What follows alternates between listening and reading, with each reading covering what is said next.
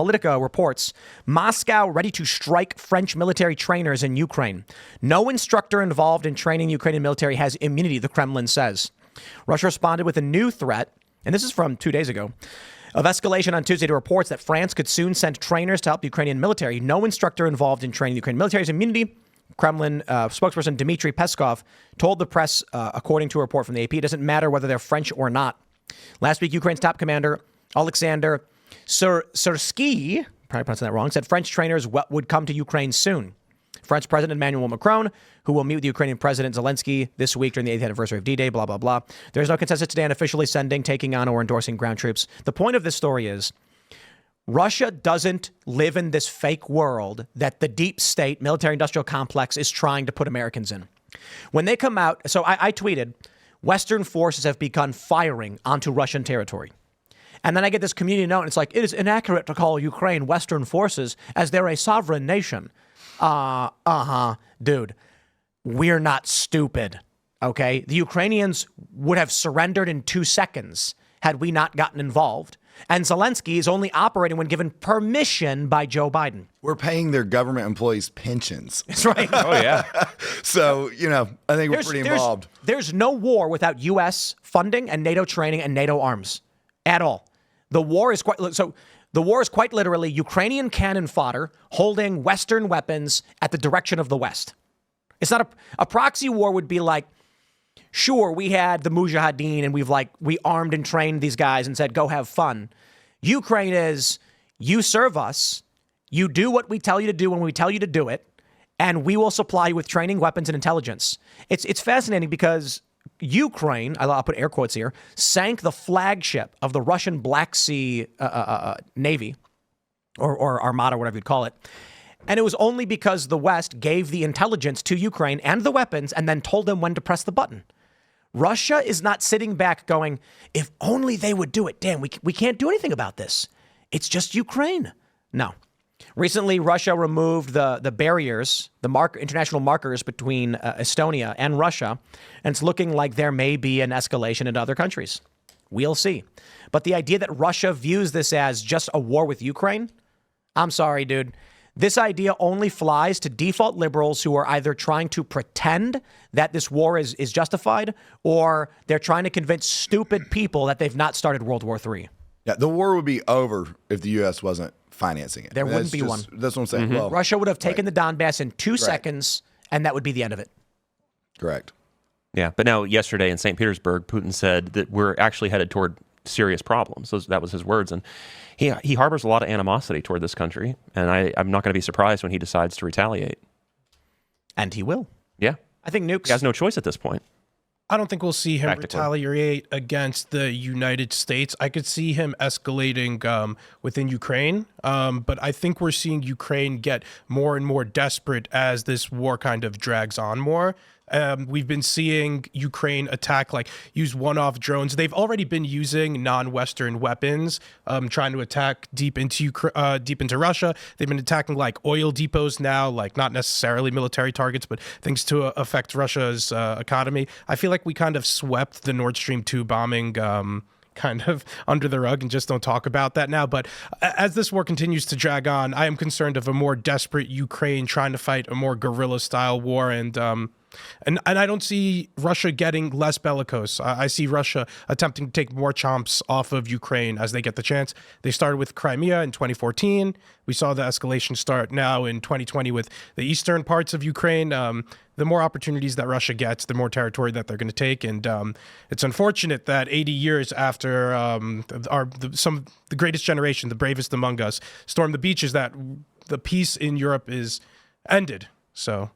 What's that thing where every 80 years we have a thing? Oh, that sucks. I feel like we missed it with the Cold War. Well, no, World War I and World War II were only... The Strauss-Howe generational theory. The fourth turning, they call it. Every 80 years we get some major conflict. And, we've talked about it should be, if there is a pattern, I don't know if there is, civil war, maybe both. So 80 years ago, obviously, what did we have? We had World War II. Today's the 80th anniversary of D-Day. 80 years before that, what did we have? Before World War II? Yeah. Was it the Crimean War? Civil Crimean War. There was also a Crimean War. Civil War. I think, like 80 years before. Okay. 80 years before that. 76, baby. The American Revolution. Jones when you need him. So we had an international conflict, followed by a civil conflict, followed by international conflict. What will be our 80-year fourth turning? Will it be both? Maybe. Maybe this time we get both. I think we had a couple of powder keg opportunities. In Ukraine, it was sort of a powder keg opportunity. In Israel, with Hezbollah in the north and Gaza and Hamas in the south, that was also something that had the opportunity to escalate and didn't.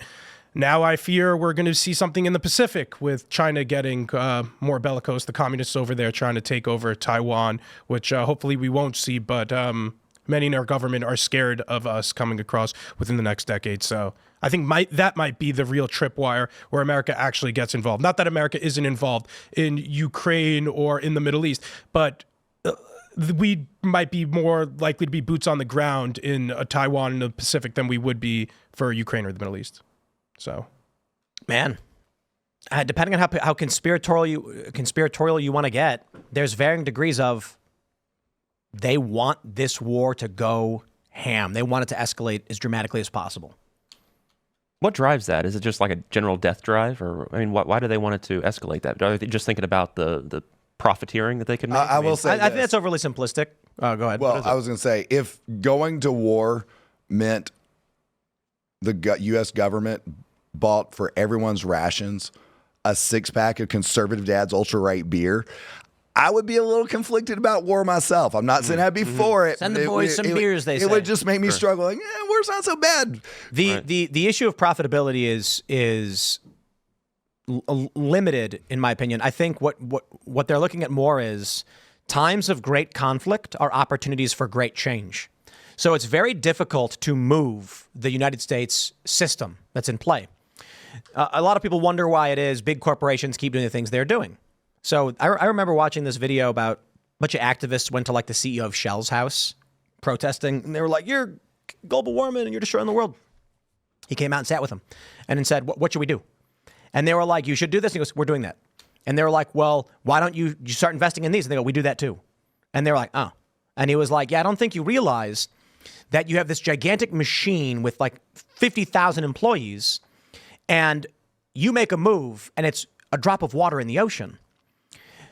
So if you want to change the government, how do you do it? Take a look at the Constitution, for instance. Can't get rid of it. It's pesky if you're an authoritarian. Civil war gets rid of it. You stage a civil war, you can overhaul the government overnight and completely change the fabric of the nation.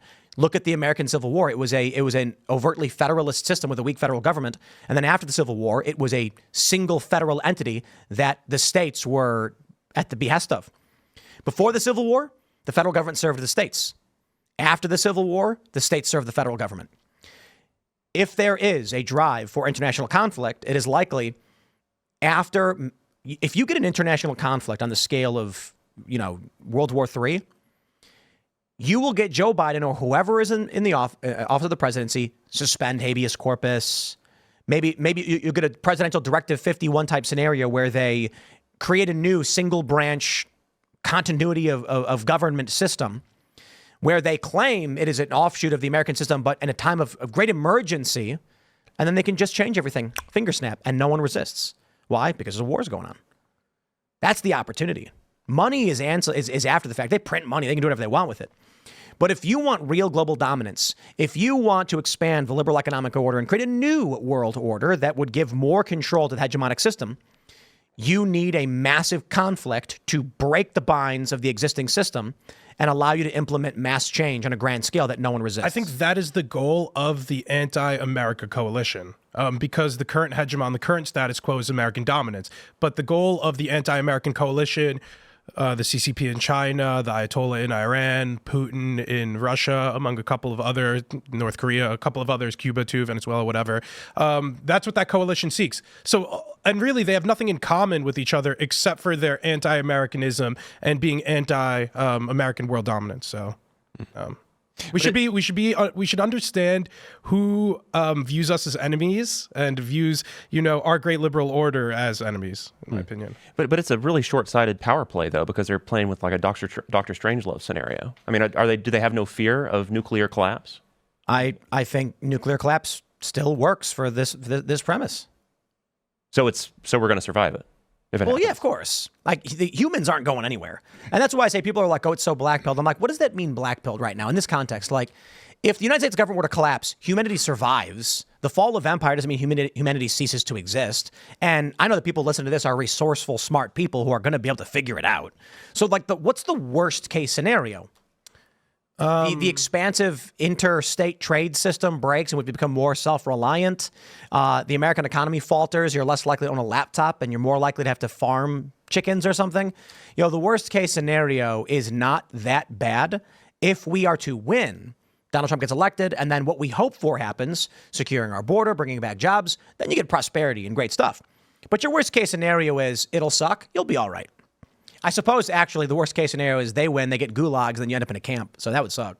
Thanks for checking out this clip from Timcast IRL. Make sure to watch the show live Monday through Friday at 8 p.m. Subscribe to this channel, and we will see you all there.